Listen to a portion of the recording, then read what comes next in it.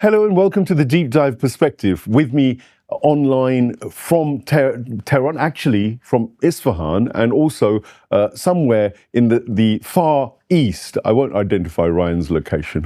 He'll tell you himself he has to. But you are no strangers to Rayan Dawson on our show. And of course, for the first time making her debut is Dr. Setareh Sadeqi. I hope I've got that right. Setareh is assistant professor at Tehran University. She's part of I think it's the Faculty of World Studies, an interdisciplinary setup there, which looks at world affairs. So we're going to have an interesting discussion about the war, Iran's status as an oppressed nation, as far as I'm concerned, the war of aggression which the Americans and the Israelis have perpetrated, the likelihood of it continuing, and what exactly is going on also in the US itself. Donald Trump seems to have been attacked again. Poor chap, he does get attacked rather regularly, doesn't he? And, the shooters seem to be pretty incompetent. So welcome to the show, Ryan, and welcome to the show, Dr. Setareh. Thanks for having me. So, thank you for the invitation. Thank you for agreeing to join us. I will start with that shooter issue, Ryan. Is this a distraction exercise? I mean, Donald Trump needed bailing out. He'd completely failed in Iran. His ratings are down at 36% or something like that, the lowest since him coming into this term of office. He's also, of course, got an inflation issue and gas prices going up. And he doesn't look like he's doing a great job with his aggressive efforts to bring Iran to heel. So what's gone on here? What's the reality? He also has another major issue before the Iran war kicked off with the Epstein files. That's why we call it Epstein Fury or APAC Fury. That's the name of the game. So he's got a lot of things on his plate. And I understand why people would think this is, I won't say staged, I'll say orchestrated. It's not like fake, but it's orchestrated in such a way that, did he really do this because he wants a new ballroom? Or did he really do this to try and distract from the war? Because that wouldn't work. It's not clear that whether or not this shooter is genuine or just some mark that got radicalized online by spooks, which is, 50% of the time, that's what it is. But we deserve better psyops if that's what it was. This was low effort, low energy. He didn't even make it in the room. And as far as justifying a new ballroom with this had nothing to do with the location. It was just lack security. A guy got through. Allegedly, he shot a police officer in the vest. There's a lot of things wrong with it. It was a weird way they reacted. Trump just sat there. His wife reacted. The Secret Service went and got J.D. Vance first before the president, who'd you assume be a little jumpy after being shot in the air and then almost shot on a golf course. You'd think he'd have a bit more reaction. It's almost like he knew it was going down. And I understand why people can believe this. Yeah, completely. You just found somebody. You knew he was coming. You're going to arrest him. Nobody was really in danger. That doesn't mean he wasn't an authentic shooter. It's just that they knew about him ahead of time, let him get all the way up to that point so they could have this performance and then react to it. Seems to be the case. It's, no one can believe anything they say anymore. They lie constantly about all of these wars and all the propaganda. He lied that day before this ballroom event started. He was saying, "Oh yeah, we've got a meeting with Iran and Pakistan." Like, no, you don't. Before that, he said, "Oh yeah, Witkoff and Kushner and Vance are on the plane." No, they were not. None of that was true. If you don't lift the blockade, it's a non-starter. And then Iran, you notice how they named their operations True Promise, 1, 2, 3, 4. True Promise, say, as opposed to the opposite of that. Fake and lying. Everything they've said, they've done. And everything out of Trump's mouth. He doesn't even know what his own diplomats are doing. And he's trying to accuse Iran of being in disarray. He doesn't even know where his own vice president is. And of course, he's on the phone with Netanyahu because that's who's actually in charge. That's the whole reason the U.S. is at war with Iran, the whole reason they put sanctions on Iran, the whole reason there's any conflict between America and Iran is for Israeli interests. It doesn't serve U.S. national interests at all. It doesn't serve global interests. It doesn't serve U.S. allies' interests. It only serves Israel. Dr. Setareh, that's a great introduction there from Ryan, like putting a lot of questions out there. How do you, as somebody in Iran, view this? You know, especially within the climate of kind of aggression which Trump has created and has implemented, actually, and killed little kids. You know, his first act of violence on this particular round of the war I want to add one more thing. Please, Ryan. Yeah, okay, come back to that. It also, the hypocrisy of them all whining and complaining about an attempted assassination when they just assassinated the Ayatollah and bragged about wiping out leadership and murdering scientists and so on. And you saw the same thing in Gaza, Lebanon, and so on. So the audacity of them to be like, oh, international law, assassination, that's what you do as a matter of policy. So how can you condemn it? I mean, that's just throwing boomerangs. You reap what you sow. That's a really interesting take. What do you think, Professor? You're sitting in Iran, how do you view these kinds of things? You know, psyops and false flags and propaganda is part of war. And there is an implication. Some people were immediately trying to hint that it had something to do with Iran. And that's been in the offing, that some kind of false flag to implicate Iran, to justify more war. Is that something that you think may be happening here or will happen? I think the fact that the Trump administration, but in general, the U.S. regime would try to blame it on somebody else and then, create this excuse to attack more or to launch even more aggressive wars against other nations is a possibility. But whether or not the world will believe them or even American public opinion will believe them is another question. Because at this point, as Ryan also mentioned, I hear a lot of even Americans saying that we're waiting for Iranian officials to say what exactly is happening in order to understand what's happening even inside the United States. And I think that's what the trends that we're seeing. I mean, nobody believes what Trump says or Rand says or anything that comes from White House. And I see that as another attempt to launch projection propaganda. Like it's like everything that is happening inside the U.S. regime, they're projecting that on the U.S.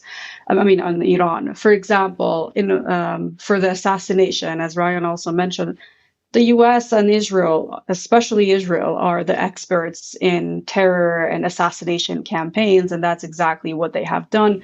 Even in the United States, I mean, we still don't know who exactly killed Kennedy's, right? And that's still a question. And we probably know, but we're not going to, come to a conclusion because it's up in the air and we're not sure about the details of the cases.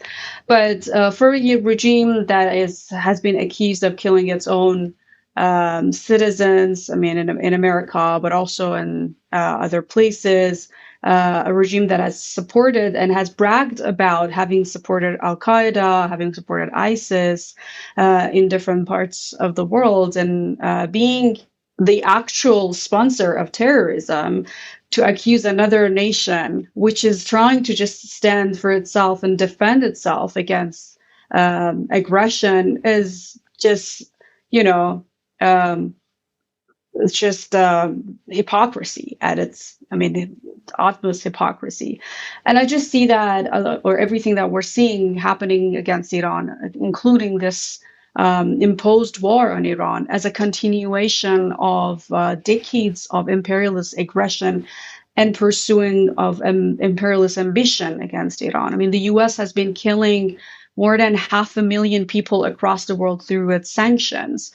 The U.S. has already been killing Iranians through its sanctions, and especially the unilateral sanctions that it has imposed on Iran. And European countries and other nations, so-called Western democracies, over complying with those sanctions had made it impossible for a lot of Iranian patients to, for example, access their medicine. Or even for us academics, it has become very challenging to publish and get our voice across the world and allow other people to, hear Iranian perspectives, because even the academia has been hijacked by Western corporations that try to manipulate public opinion and even manipulate and maintain their monopoly over academic production.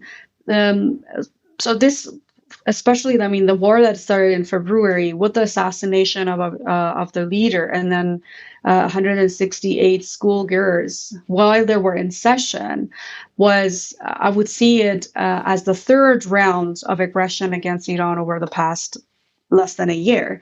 It started with the attack in June on on Iran and killing multiple commanders and Iranian politicians while Iran was engaging in negotiations with the United States.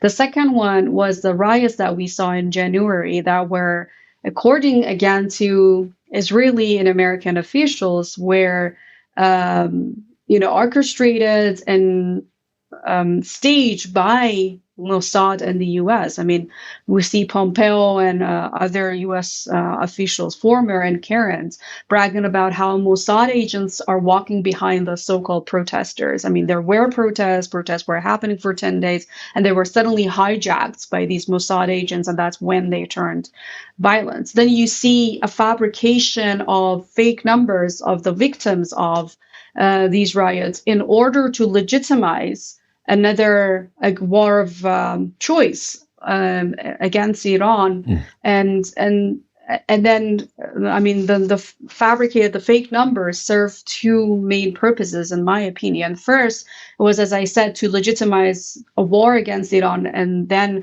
no matter how many civilians you kill, you're still behind those numbers, so it somehow justifies the killing of civilians. And you see, every attempt by the U.S. and Israel somehow, like, you see this attempt to maximize civilian casualties in order to create shock and awe within the country to get the people against the government, but that does not happen, and then it continues. The second purpose is just to whitewash or somehow to cover the genocides that the Israeli regime, with the support of the United States, carried out in Palestine, in Gaza specifically. So they keep, inflating these numbers in order to cover the actual numbers, verified even by Israeli officials, of the number of the people who were killed in Palestine. So now the Israeli regime is not the only, political body that is actually killing civilians, and they want to say that Iran is also guilty, which I think by now there have been several investigations into those numbers. There was this piece by the Gray Zone where they tracked the source of this misinformation to an Indian blogger who does not even speak Farsi and is a fashion blogger. And previously, even like during the so-called Woman Life Freedom protest, I, together with Christopher Weaver, wrote a piece also for the Gray Zone where we investigated some of these major lies that were put out by and amplified by so-called celebrities like J.K. Rowling, for example. And at this point, it has become so boring, even trying to, prove those lies wrong, that it's just hilarious. Some of these lies are just so ridiculous and baseless. An example of which we just saw recently, where Trump posted an AI created images of women who were going to be executed, but then because Trump intervened, Iran stopped executing them, when in fact that was not, it was just totally made up by Trump. In his well, you cited some really good examples there, and it's an interesting interplay between war propaganda, just fake news, false flags, psyops, and it's designed to create confusion, chaos, I would have thought, Ryan. And it takes me back, of course, to this kind of almost being normalized. Charlie Kirk being a case in point. They still haven't come to any conclusions as far as I know. Surprisingly, with all that intelligence, all that security, they can't seem to work out who killed him. And then, of course, you've got these other cases of Trump, where his ear was shot the last time, and we saw this kind of theatrical response there.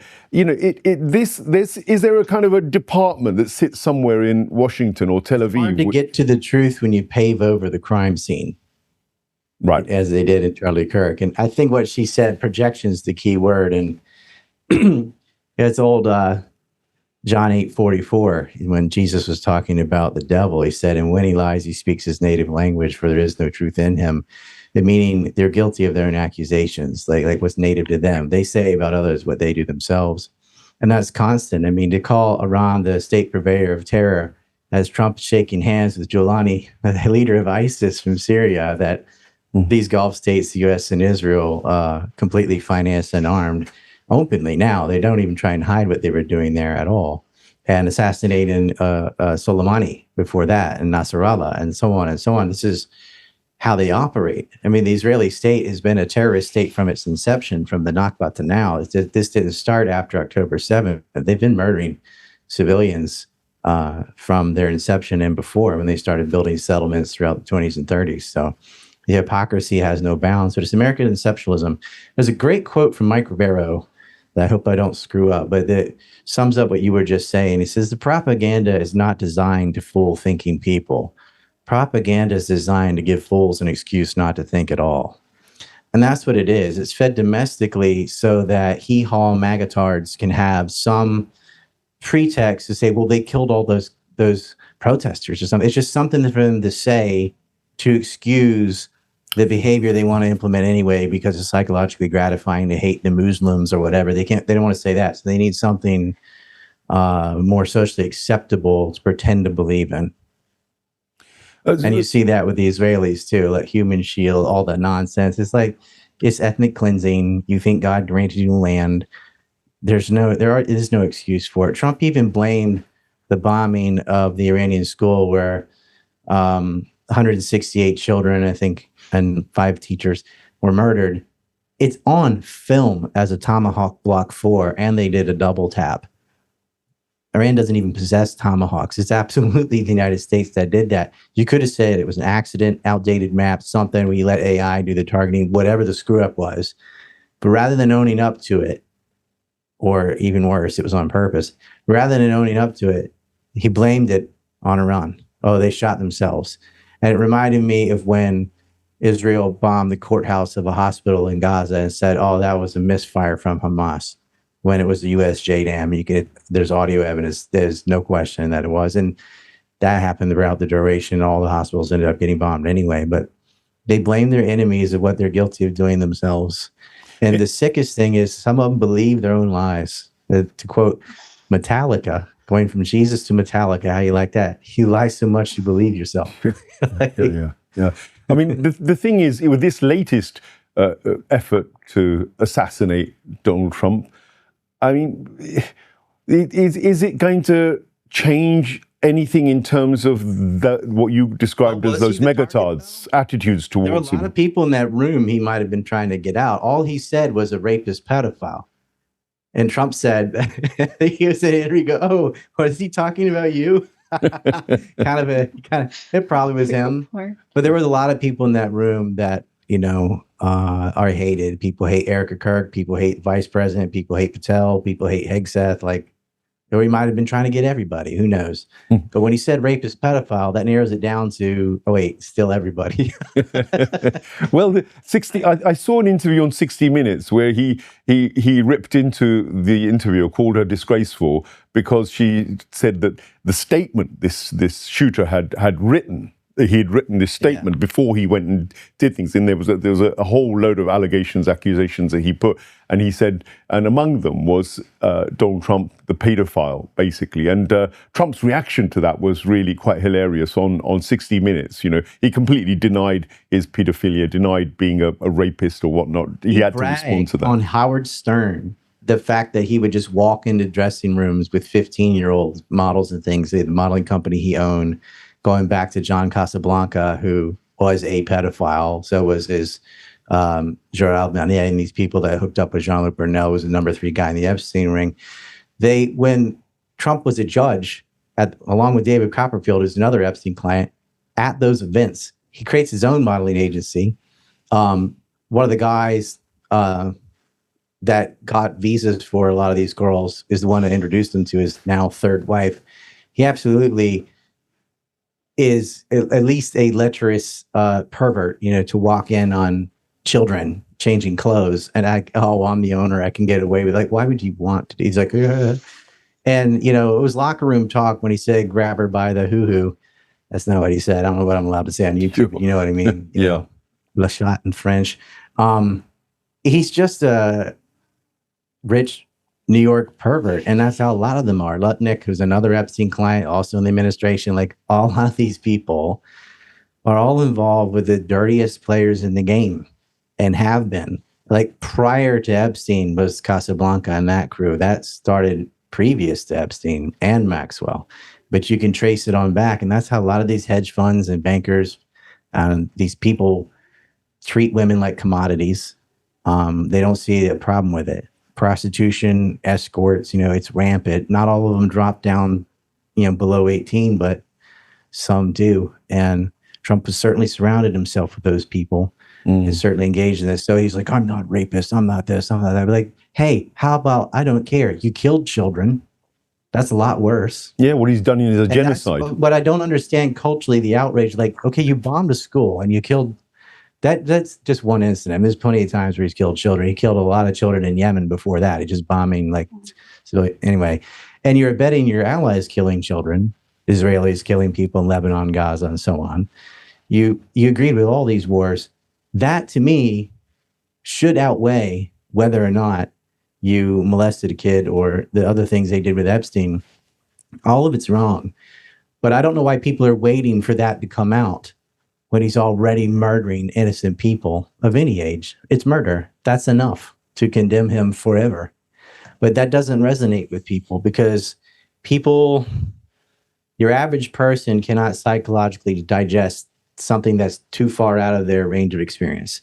This is why in movies, like if an animal gets hurt or somebody says a racial slur, like they'll lose their mind because that's something realistic to them. But like blowing up a bus full of kids or something is so far removed from their reality that they hear it and it's just a statistic. It's an odd thing psychologically how people who lack depth can't put themselves in someone else's shoes. It actually takes an active imagination. As they imagine if you were in Gaza and you were starving and someone shot your 4-year-old in the head, they don't take that because I don't think they have the capacity to. It has to be things they're used to. There's also the whole argument, Professor, this idea of analogical reasoning. It's a fact that in schools here in the West, analogical reasoning is not taught. Critical thinking isn't really taught. It's like they dumb down kids in the sense of memorization is the big emphasis. Memorize, and work for corporates at the end. That is a problem within the way you nurture society if it's not trained to be critically thinking. And it does seem that an awful lot of people, certainly in the West and America for sure, there seems to be this gap. We've seen the contrast as well because there's two things I'm going to raise from this. One is that Iran or people in Iran or some creative forces in Iran have suddenly realized that you can actually speak to the enemy in a language they understand through the medium of Lego and the cultural scenario, which has really been fascinating. That's one emergence, an absolutely explosive effect in terms of delivering real news. I see most of what I'm hearing from the raps and all the other genres they're using musically to tell their story as being really actually far more accurate in terms of the real news than most of the Western corporate Zionist-run media. What do you think of that phenomenon and of Iran waking up to also using soft power to tell the truth up against all this fake news and this normalization of all these other lies and these false flags, etc.? Do you think that's something that should be enhanced and done even more? Oh, I mean, absolutely, because as you also mentioned, that's the language that a lot of people in West understand. I mean, in the US, more than 50% of adults cannot read above 6th grade level. So, I mean, that's the degree of literacy and information that we're dealing inside the United States. But apart from that, also, I think, as Rayan also mentioned, it's not only that it is something that is very remote from their real experiences, but also an attempt to dehumanize Iranians and just the people in this region for so long that it has become very normal to hear children being killed or families or people being killed. Like it's for decades, it has been the nonstop headlines coming from the so-called Middle East. It's always chaos, crisis, and it's like there has never been normal life, when in fact people were and still are living their normal life. Even in Iran right now, if you walk down the streets, you do not I mean, unless you pass by a place that has been destroyed recently by the Israeli and American airstrikes, there is no sign of war. Like, people are keeping on with their normal life, and it becomes some sort of like taboo to talk about normal life going on in Iran. And I think what is amazing about these Lego videos and other forms of, AI created or other forms of um, software that is coming out of Iran is that most of these are just totally independent. They're Iranian, even like one of these groups that are creating these Lego videos are Iranian Americans. The other ones are Iranians of the younger generation, the Generation Z, or, the very young generation that has been the target of massive propaganda. And even some of us inside Iran were thinking that they have already adopted, the American dream and the American lifestyle. But what in fact has turned out to be the truth is that they, developed this command of the American and Western globalized culture, and they used it in order to inform the world about what's exactly happening in Iran and about this war. And that's why they became very effective. I mean, when you look at these videos, the way these people, these Iranians, are well aware of what exactly is happening inside America or inside the West is amazing. Like, that's something that you would not even expect from some of the people who are actually living in America.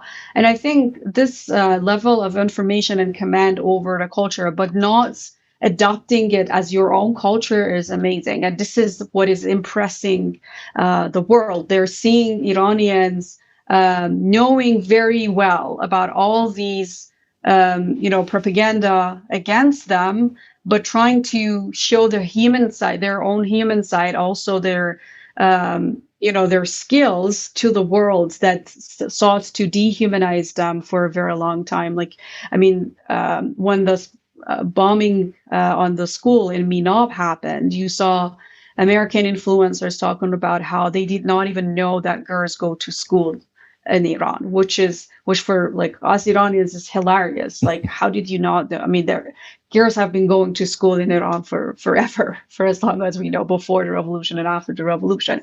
Something around 70% of Iranian university students are female. On the same day, they were female volleyball team members attacked and targeted and killed. And this is the first time that we're seeing images of human life that was happening and is still going on in Iran. This is where, it's coming to nullify all the massive propaganda against Iran to dehumanize us for decades. Well, this cultural war, I mean, I was going to say, somebody else joked with you, Setareh, that having said all this and defended Iranian women and started telling us about how educated they are and how literate they are, there must be a SIPA agent standing there with a gun to your head, forcing you to say all these things. It can't possibly be true. If I rotate the camera, you will see them, right? Yeah. I'm sure you're being coerced and forced. 7,000 ones. Sorry, Ryan? She got 7,000 from Qatar or whatever.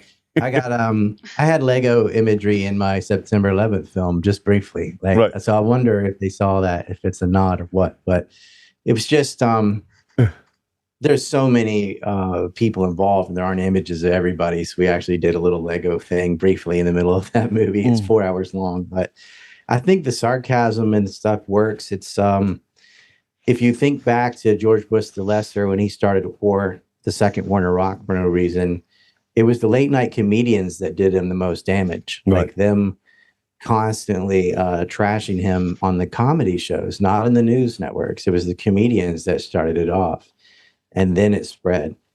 And so, because that's where people get their news. I mean, it's gotten to the point in America where no one watches the three-letter networks. It's just garbage. They wait for the comics to pick it apart.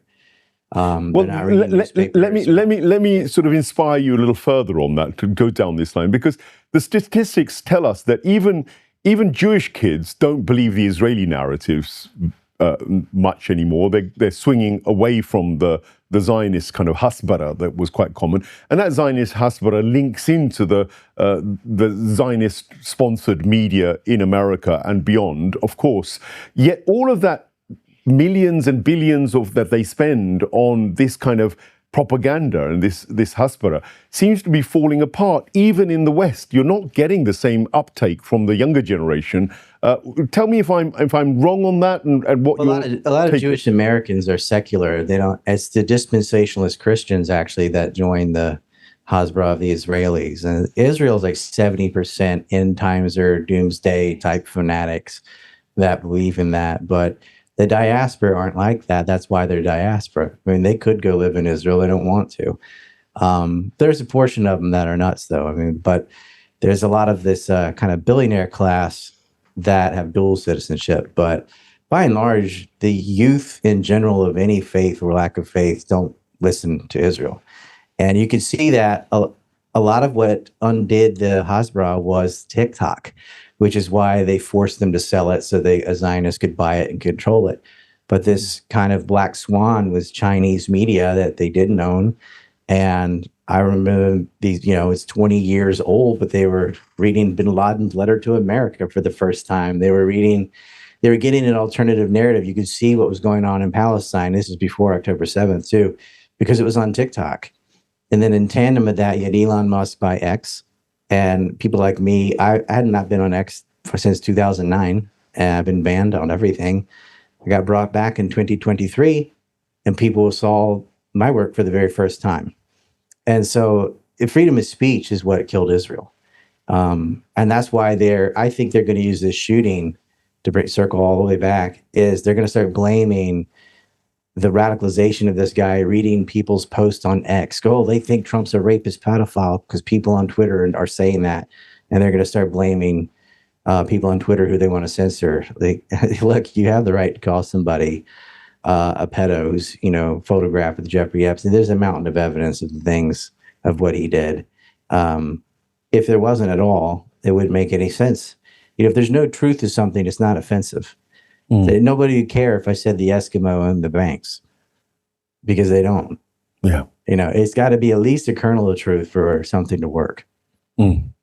Well, Setareh, this is an interesting theme that we've kicked off because, of course, cultural wars, what we had was, for instance, I think it was the Shahs of Sunset Boulevard or something. There was a show that ran many, many moons ago where Iranians living in Los Angeles were being showcased, a bit like the Kardashians, I suppose, as well. And it was just this idea of these kind of ordinary families, but very wealthy, going around with these kind of lifestyles of, shiny latest cars and a very kind of Epstein lifestyle, I would call it, very sort of glamorous, or trying to create that sense of glamour. And then they were also quite kooky in terms of the way their relationships worked. They had that kind of Iranian family thing going on. That became a program which was almost like a cultural war on Iran. And then added to that, you had this plethora of outfits like the Iran International, based in the UK, went to America, came back here,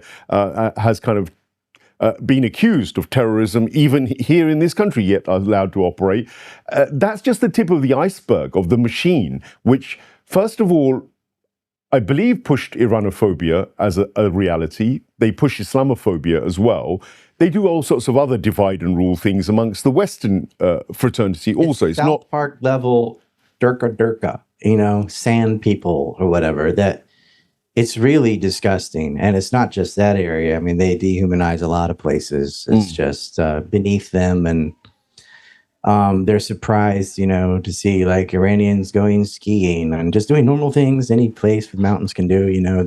They're totally unaware. They think it's like Bronze Age, people dress like beekeepers and everyone's oppressed. And this is what the slop that comes out of the media. Well, Setareh, your reaction to Rayan's diagnosing it really well, but how much did that impact the Iranian youth in of course, in the Islamic Republic? Because, of course, there was a lot of this propaganda, and there were differences of opinion, it seems, but it seems that this war has changed a lot.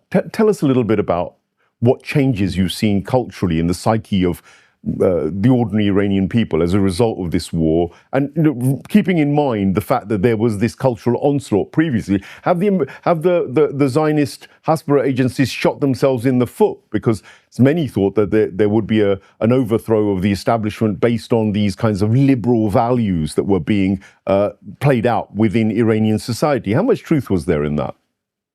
Yeah, basically based on what they had themselves exaggerated and based on the lies that they had, kept repeating until they themselves started believing them. But there are several. First of all, I think the amount of propaganda produced in Persian, directed at Iranian audience inside Iran, is like no other country. Like the propaganda in Persian produced by several channels, sponsored by the US regime, the UK regime, even France, Germany. You have all of these countries that are putting effort and money into producing for free propaganda for Iranians inside Iran, all through these satellite channels. And well, unfortunately, it works on some people. Not everyone is immune to that propaganda. And you have people who will pick up on that and will believe the propaganda that comes from these channels, even beyond the realities that they are living inside Iran. And this is what I'm talking about, the ones inside Iran. There's this video of Netanyahu speaking to the Congress, if I'm not mistaken, many years ago, that the weapons that they have in Iran and the difference between Iran and other countries in the region is exactly the propaganda, all these satellite channels. And you just need to show Iranian youth, the Iranians who are living in Beverly Hills, and then that's enough for them to, hate their own government, hate their own lifestyle, and try to adopt that lifestyle. Even during the protests over the past few years,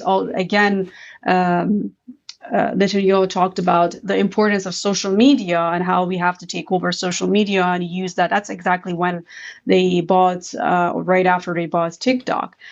So they have been trying to use all these platforms in order to continue brainwashing Iranians. But because the same platforms have been also used by, for example, Palestinians to live stream the genocide that was happening in Palestine and to document, for example, the Israeli and U.S. regime's crimes across the world, this opened a channel to Iranians to start realizing that not everything that they have been told was true. For example, you see on Iranian, influencers pages or other platforms that they are showing, for example, the filthy rat-filled metros in New York. And this is the first time that Iranians are exposed to what has been portrayed as the American dream and the land of opportunities for them. So they are being, at the same time that they're exposed to this propaganda, they have also been exposed to the realities on the ground in Europe, in America. And the part of the diaspora, Iranian diaspora, that has always served as native informants, recycling the imperialist narrative about their own people, started to somehow shatter and crash. And that's why we're seeing the desperation from people like Reza Pahlavi or the people around him, because they tried to censor people. I mean, they have actually killed people in Canada and in America because they opposed Reza Pahlavi. And this is how they wanted to, launch a massive attack on free speech from the people who opposed the Pahlavis, the Zionist Iranians who were just, serving the imperialist interests. And when that started, when the war started happening and people saw that there is nothing is about liberation. It's all about massive destruction. When the rhetoric of the White House was that we're going to destroy this civilization. We're going to bomb them back to the Stone Age. We're going to, kill them or destroy them as a nation so that they never can rebuild as a nation. It became very clear that all this liberation or rescue operation narrative has been fake and as just there to fool people to accept the bombing of their countries, and people started speaking out against that. You see even people who took part in the protest in January are now every day on the rallies on the streets of Tehran, Isfahan, and other cities and towns, defending their country and even demanding revenge for their leader. And they're speaking out against that. We didn't know. We were fooled by the propaganda. We now realize that was also an attack on us as a civilization and as a nation. And it's never about the liberation of women or all that nonsense that they talk about. Well, let me draw this together. We're coming towards the end of the show, and these are going to be like the concluding pieces for both of yourselves. But there's a theme that's come out of this, which I want to get your opinions on. First of all, the outcome of all this. There used to be something called the American Dream, right, Ryan? And Setareh has referred to it. I think you may have earlier as well. I agree with George Carlin on that one. Yeah. So let's lay out what's wrong with the American dream and what should be the American dream, because the American dream is rooted in materialism and acquisition, and it's enrichment, and it's all these things about equality, freedom, liberty. These are the things that have been thrown out. We're increasingly now recognizing that most of those are not in reality what the establishment want for the people. So tell me a little bit about what you think about the American dream as it was and as it should be, ideally. Well, back, when that was coined, having economic mobility and property rights and actual liberty and equality, it was rare. That wasn't everywhere. Now, you have much more free speech in Korea, Japan, just about anywhere. America has a lot of censorship, does not have a lot of economic mobility. It's got DEI and all kinds of nonsense. It's got structural racism baked in. It's a mess, and there's a parasite. The U.S. isn't even acting in its own national interest. It's not even imperialism. They're acting in the interest of a foreign state because of bribery and blackmail. Not that imperialism's okay, but it's even lower than that. You're not even benefiting from behaving this way. You're destroying your own nation state, your own credibility, your own military, your own treasury. $29 trillion in debt. Trillions of that have been spent on these Middle Eastern escapades on behalf of Israel.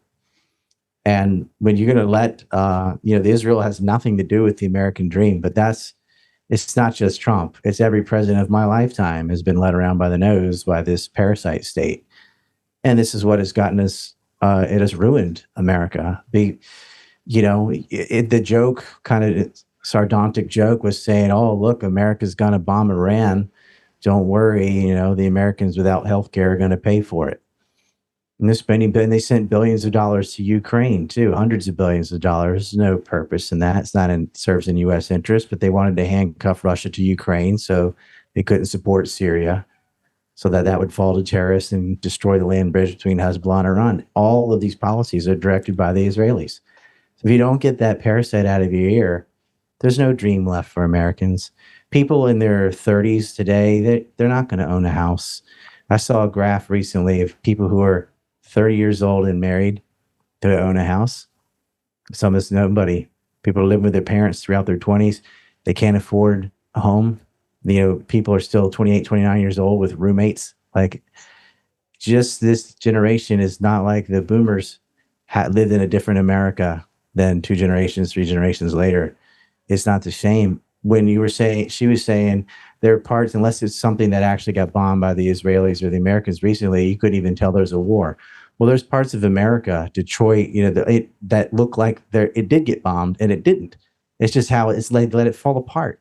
The infrastructure is falling apart. Bridges, there's Francis Scott Key's bridge in Maryland was hit, still hasn't been repaired. There's houses falling in the ocean in North Carolina. They're slow to move. So many domestic problems, and they're ignored. So they can sit billions of dollars abroad for profiteering and following this Zionist dream. So what Carlin said is it's a big club and you ain't in it. He said a little bit more than that. I think your audience knows the part I'm not saying, but that's the American dream now. Well, that gives us the right stage for your summary as well, Setareh. One of the videos I saw, one of these Lego videos, reached out to American people, basically clarifying that actually our problem is with the Epstein class elitists, the oligarchies which run America and which abuse Americans probably nearly as much as they abuse the rest of the world in a way, with the drug epidemics and all the things that Ryan's laid out. Now, Ayatollah Khamenei, martyred. Ayatollah Sayyid Ali Khamenei, I'm talking about, of course, Mujtaba Khamenei is now the supreme leader. But Ayatollah Khomeini, this entire entourage, the likes of Ayatollah Beheshti, Ayatollah Mutahhiri, who I followed quite closely early on in those years of 79 onwards when the revolution was happening, and read a lot of their works as well. There was a discernible dream. Their dream was, I would say, was a prophetic dream. It was the idea of creating a state which was based on fairness. Getting rid of the imperialist Shah was the motivation. They'd seen the effects of tyranny. Their culture and their spirituality is rooted in Imam Hussein alayhi salam, who fights the oppression of Yazid and Muawiyah, and it technically fails to prevent the imperialism of Muslims arising at that time, but morally and ethically and in terms of the culture creates an entire movement of resistance. And that culture of resistance of Imam Hussein alayhi salam is at the heart of the spirituality of Shiism, and certainly at the heart of the reality of Islamic revolutionary Iran, which again, I don't think the West is fully cottoned onto. They don't really understand that culture.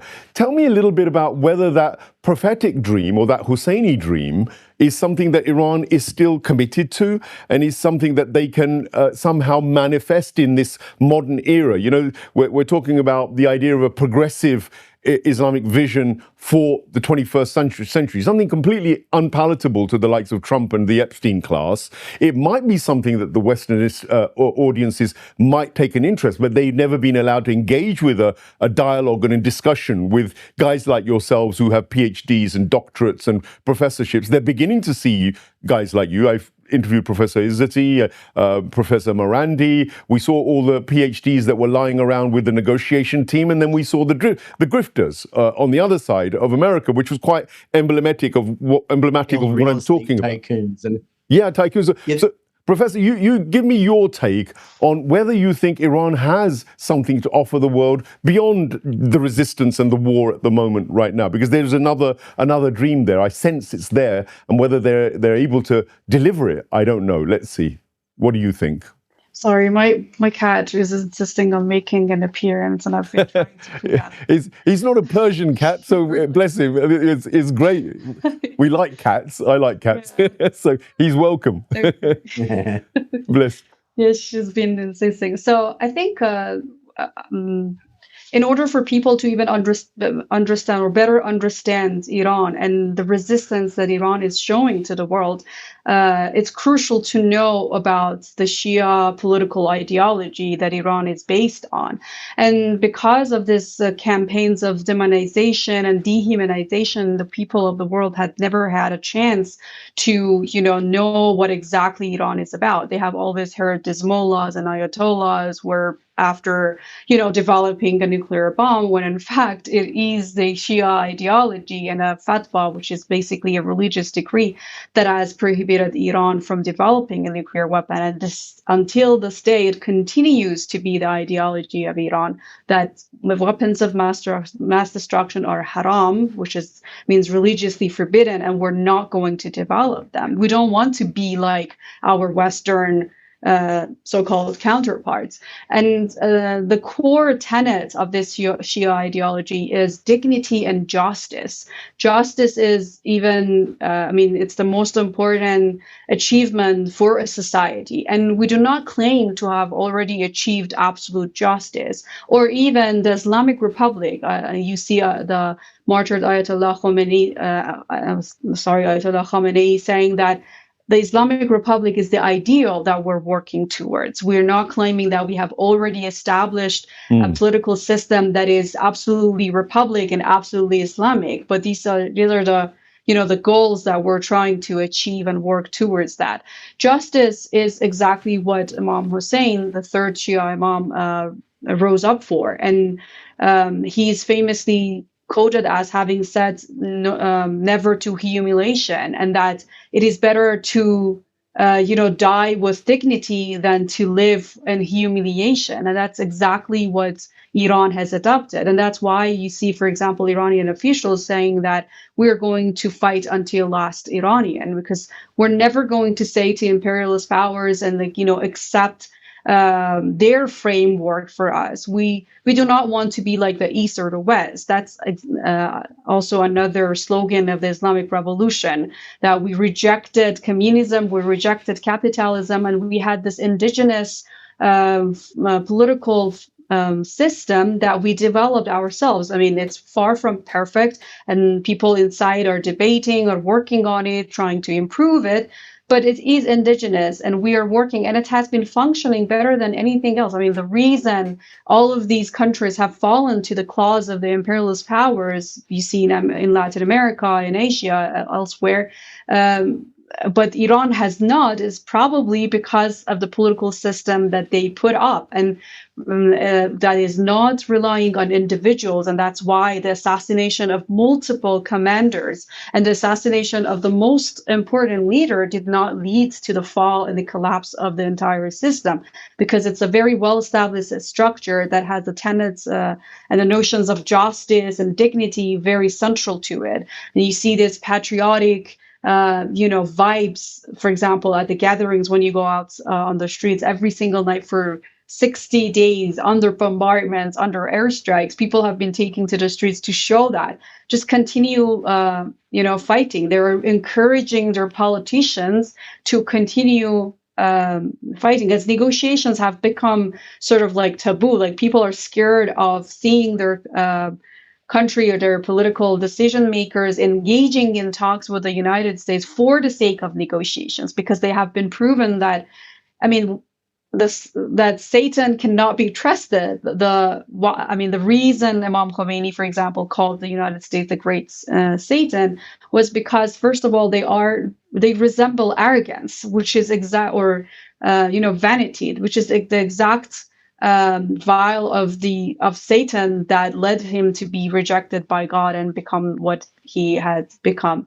And the other thing is that you can never trust Satan. Satan is going to fool you and, give you treats that if you make a pact with me, you're going to be saved. But in fact, what happens is that you're going to be a victim. You're not going to get what Satan tells you that you will get. So it's not just something rhetorical. It's based on practical experience that Iran has had since, let's say, 1953, when CIA overthrew the democratically elected government of Mossadegh. And it's been going on forever. And even though they say, oh, it's because you have been chanting thus to America, or oh, it's because you took hostage our diplomats, or it's because you wanted to develop nuclear weapons, people have realized that, Mossadegh was secular. He never chanted thus to America. He was not an Ayatollah, and he did not want to develop nuclear weapons. All he wanted was nationalization of Iran's oil. And we're seeing exactly the same pattern for Iran's oil and natural resources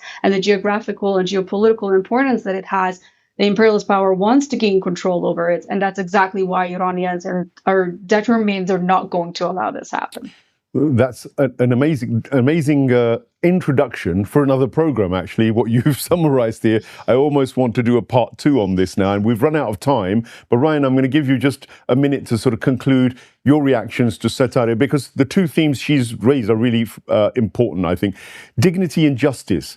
Now, that is something, whether you're Iranian or American or you're in Japan, it's something we can all move towards, or at least push for. It's certainly not something that I think seems to be in the vocabulary or the itinerary of Mr. Hegseth or Mr. J.D. Vance or Donald Trump or any of the Epstein class over there. And indeed, it probably isn't within the Prince of Nothing, Mr. Pahlavi, who's sitting over in Iran doing Trump's bidding. He certainly doesn't seem to be much interested in this. So, is it that the divide in the world, the divide in the world is between these kinds of Epstein classes who are ruling, who've got the money, and ordinary people? And forget all the ethnicities, forget all the other divisions that they throw in amongst us. Is it that people need to wake up to the fact that actually who the real enemy is here? Is that the first job of us, especially in the West? Yeah, if you follow in a script that favors dominance and obedience and authoritarianism, whatever that's coming from, whether it's from a faith or not, atomization, it doesn't matter. Like she nailed it talking about justice. Like over here in Japan, like we have the seven virtues of Bushido. So you've had justice, courage, benevolence, respect, honesty, and honor. And the core of those seven is justice, gi. That's what leads to the rest. And so theology can be a path to justice. Philosophy can be a path to justice. But like justice, the aims got to be the particular virtues that, and then you can have all kinds of debates and arguments of like what constitutes the best method to get to where you want to go. But what we have in the West is the worst of both worlds, and they don't understand the culture in Iran. When they look at anything theological, is to the nth extreme, like anti-science, and they have this weird idea about how it has to fit, and it doesn't. And likewise, you see the opposite too, where people look at Western culture and think, oh, they're just completely materialistic and have no family values at all, and whatever. And they're just talking past each other on the lower level. But when you're talking about Hegseth and Trump and those people, it fits the bill. When you say things as ridiculous and self-murk and adolescent as we're going to bomb people into the Stone Age, or we're going to make it a glass parking lot, the kind of crazy talk that comes out of these, the Department of War that Hegseth is so proud of, they're children. I would say they don't have a culture at all. It's not part of American culture. It's the byproduct of being an idiot. That's all that is. And, his cabinet is handpicked by the Adelsons and Paul Singer types. And they put in, Christian dispensationalists, end timesers, and like Huckabee and Hegseth, these people that, they got two brain cells. They're fighting for third place kind of people that, they like to clap with their fingers spread. And they have the most important job. So, of course, we're in this complete mess where they're blockading a blockade and making all these outlandish threats to people that didn't do anything to the United States. Iran's still not a threat to the United States, can't even reach the United States. And yet they're over there doing Israel's bidding anyway. But you're right, at the very root of it is it's a culture of like, we'll show them. If you read Art of the Deal, it's really childish and underdeveloped. Well, and that's the problem. I mean, it's at the very root. Like, it's not just lack of education like in school. It's parenting. It's all the way down. It's people raised by television.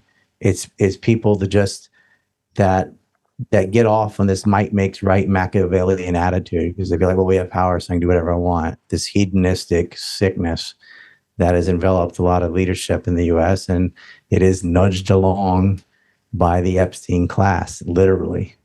Well, I can't add too much with two fantastic guests.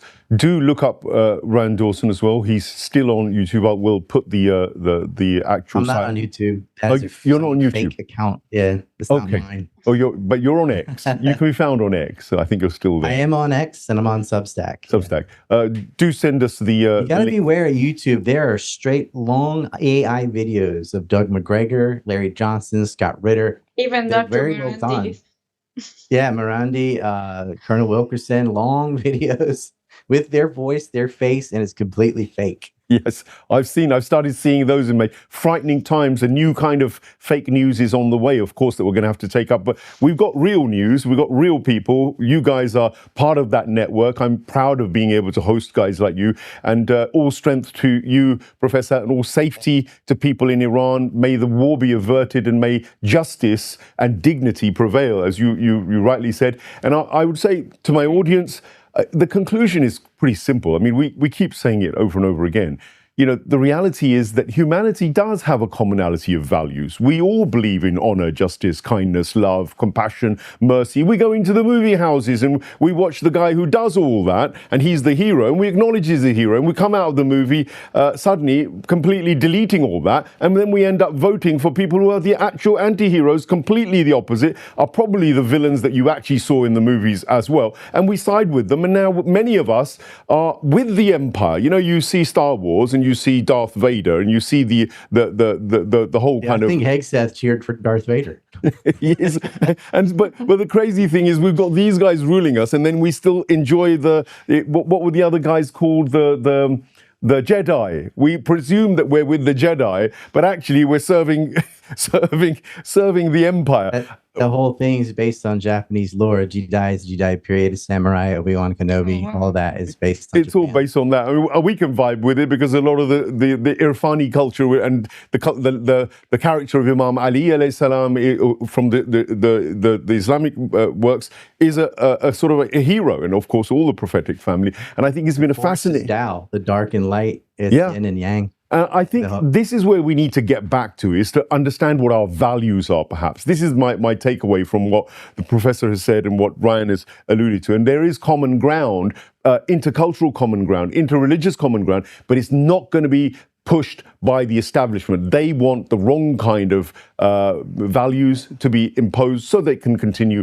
with power. It's something that I think our audience now knows very well, but you've got to spread the word, because there's still many people who are mesmerized and hypnotized by the American dream as sold by the Epstein class. What I want to know is, do you know about the Iranian dream, or the dream of the resistance beyond Iran itself? Because the resistance is a global thing now. It's not just based in Iran. Iran may be its epicenter in many ways, but it goes further. But in itself, I think it's well worth studying Shia justice, liberation theology and ideology. It's something that is real. It exists. And it's now obvious to you, it should be obvious to you, that you can't just discount it as some sort of medieval cult, something which is regressive, or something which is linked to some theocratic dictatorship. It's far more nuanced, far more detailed. Worth a study, I would say, and discussion and dialogue is the way forward. Thank you, Professor. Thank you, Rayan. And I'd love to have you again for a part 2 on this. And take care, you, the audience. Take care, my guests as well. Goodbye.